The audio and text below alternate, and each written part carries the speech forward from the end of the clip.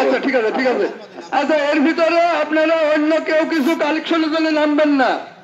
যদি কোনো খাত আপনাদের থাকে তাহলে ওই 4500 আপনারা দাঁড়ায় যাবেন ইনশাল্লাহ। এর ভিতরে কেউ নামবেন না। আমাদের কালেকশন হয়ে গেলে তারপরে যদি মনে হয় তাহলে নামতে পারেন। জি ঘোষণা নিঃসন্দেহে আপনারা আব্দুল্লাহ বলুক কিছু বলার কথা। ও দানে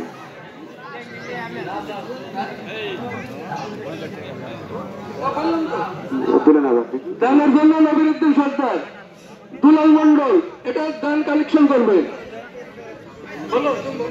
আচ্ছা ভাই আমি বলছি জি আলহামদুলিল্লাহ জি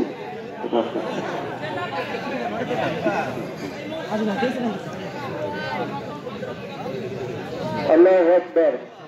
আল্লাহ তাআলা তার দানকে কবুল করুক। জাযাকাল্লাহ খায়রান যুদারা। আচ্ছা কালেকশন হয়ে যাক না তো পারবেন।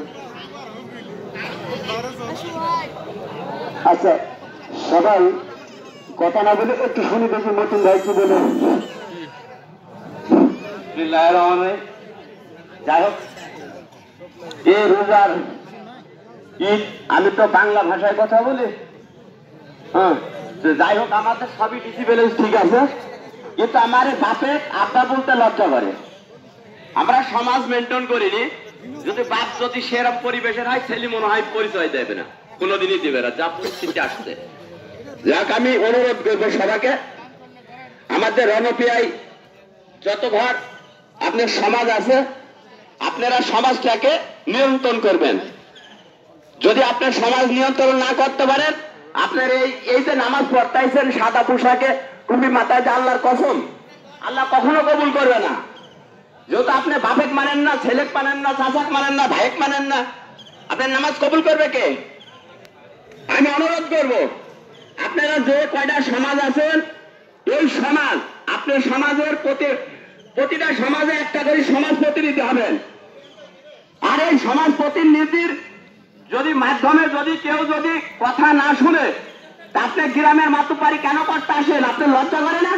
যেহেতু আপনি একটা সমাজ প্রতিনিধি হতে পারেন না, তাহলে আমি অনুরোধ করব যে এই সমাজ প্রতিটা সমাজ থেকে একটা করে লোক থাকবেন।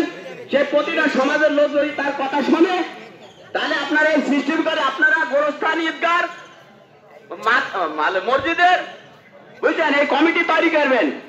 আর যদি না করেন আজকে যেটা করলেন, এটা সুন্দরভাবে টাকা যাচ্ছে, টাকা দিচ্ছে, কিন্তু আপনার মিল নাই। আমি অসুস্থ বুঝছেন, আমার কথা বলতে ভালো লাগছে না।